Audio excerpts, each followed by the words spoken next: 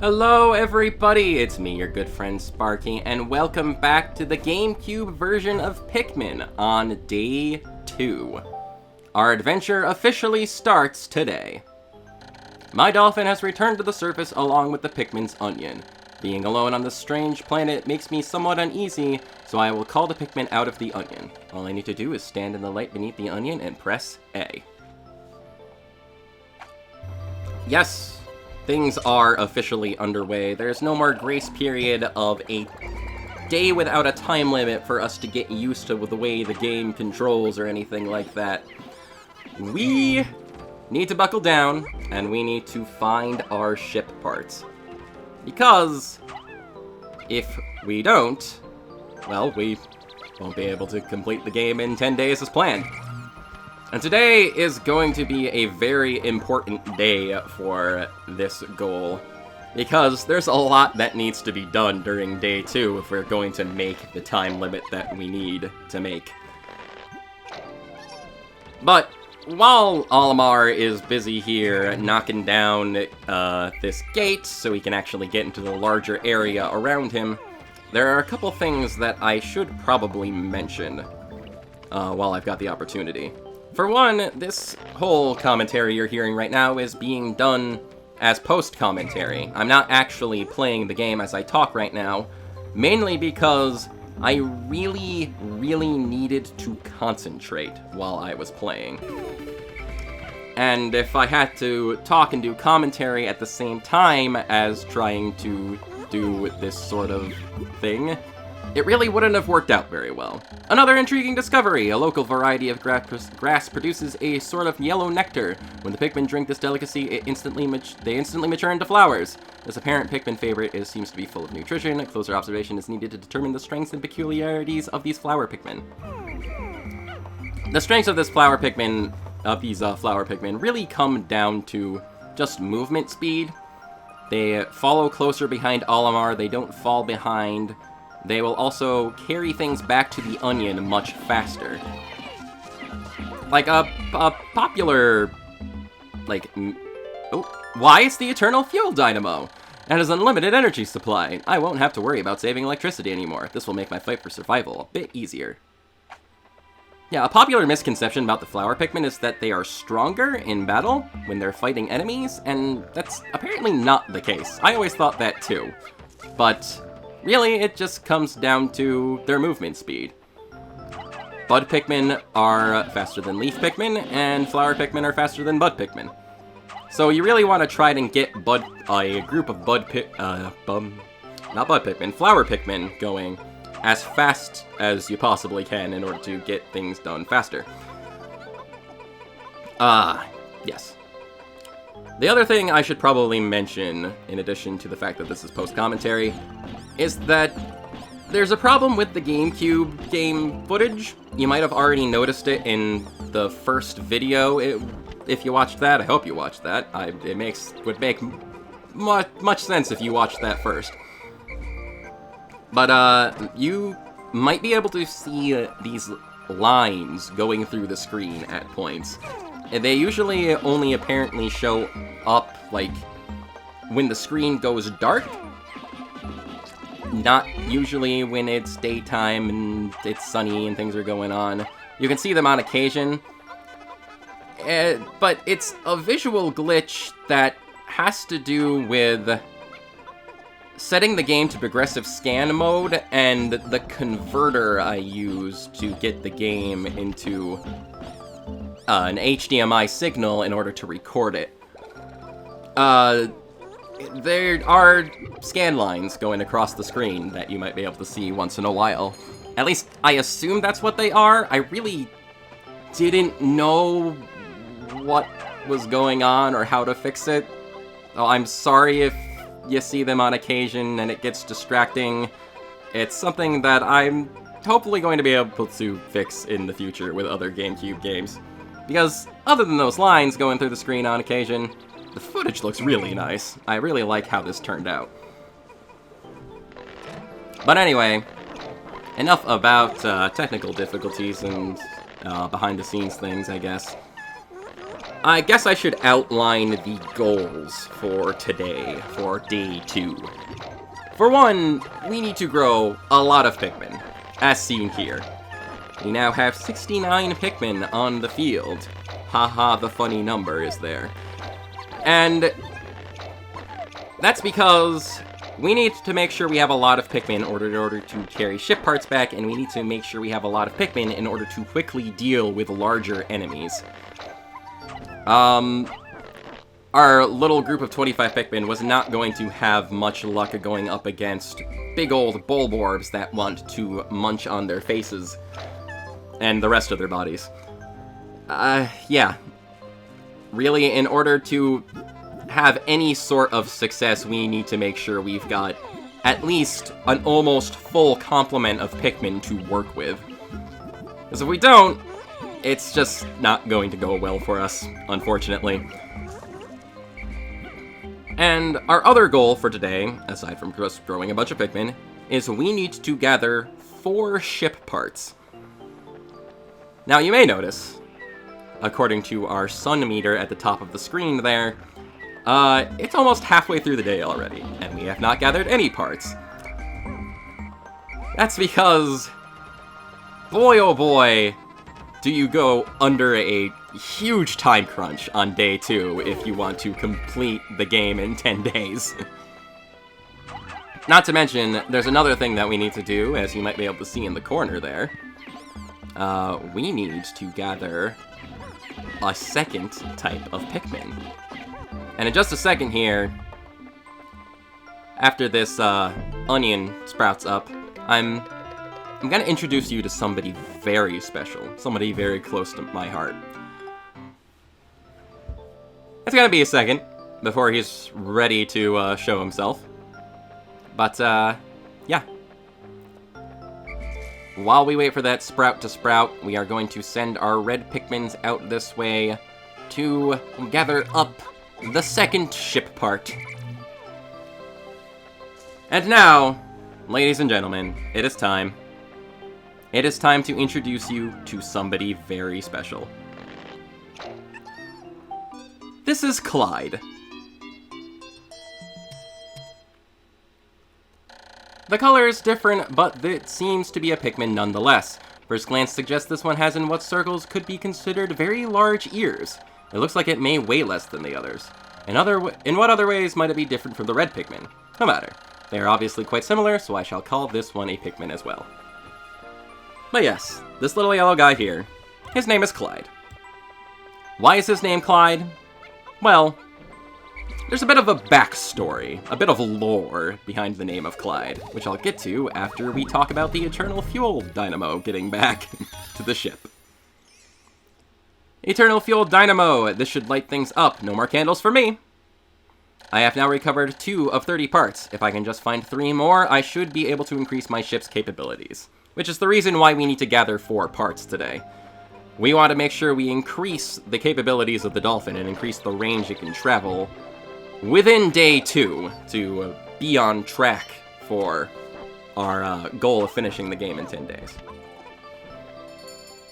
My clock has indicated the coming of noon. From now on, I must pay close attention to the sun meter and monitor and choose my actions accordingly, so it's best for me to review the monitor's data. Across the top of my monitor are the sun meter and day display. At the bottom are the spacesuit, damage meter, and Pikmin gauges. From left to right, these numbers reflect Pikmin under my command, Pikmin in the field, and total Pikmin in the onions.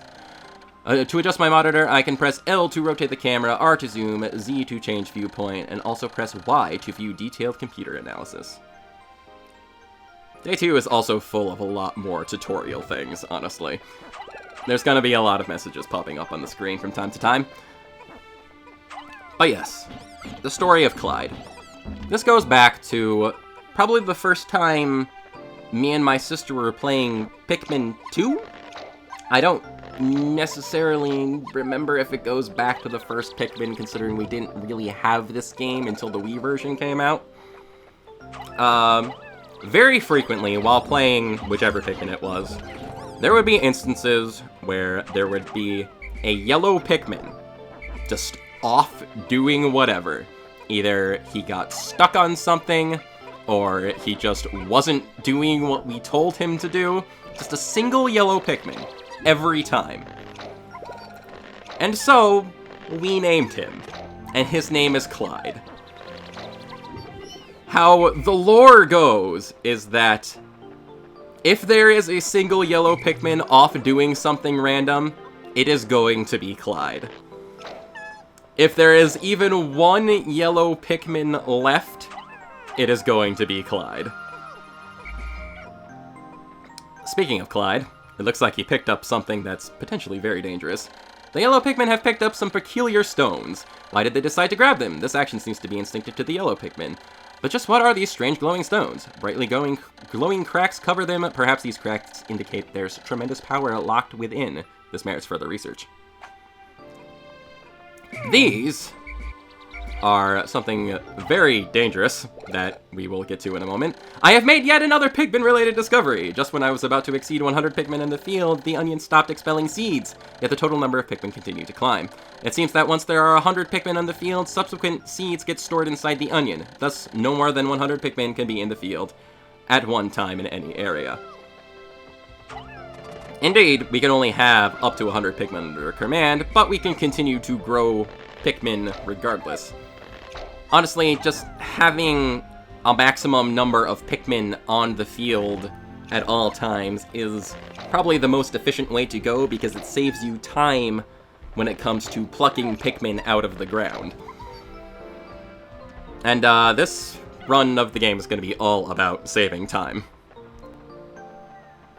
But yeah, if there ever is just a yellow Pikmin just off doing whatever, not doing his job, he's attacking a flower for no reason, he's just stuck on a ledge, he's hiding under a bridge, whatever. It's Clyde. It is an important fact to establish, that if you ever notice a yellow Pikmin just doing whatever he wants, and not accomplishing any kind of task, it's going to be Clyde. Even in the case that you completely run out of yellow Pikmin, and you have no yellow Pikmin, the next day, the onion will expel a single yellow Pikmin seed when it touches down. And that's going to be Clyde, reborn like a phoenix. So even if you purposefully kill Clyde, he always returns. That's just how the story goes. The glowing rocks the yellow Pikmin picked up seem to be explosive stones. Perhaps they know that these stones can be used as powerful weapons. The bomb rocks are dangerous, so I must take care while using them. But they should be able to blast open stone walls and block pathways. I may be able to use them against some of the wild creatures. I must be vigilant. Pikmin I dismiss by pressing X bring their bombs when I call them back. Pikmin I throw by pressing A drop their bombs when I call them back. Keep clear of the explosion. When I touch a Pikmin directly, they keep their bombs and fall in line. That's actually an interesting thing to note, because that's a control difference that's different from any other Pikmin game, including the Wii version of Pikmin 1. The whole bomb rock control scheme. And it's honestly something that I had completely forgotten about because it had been so long since I played the GameCube version of Pikmin.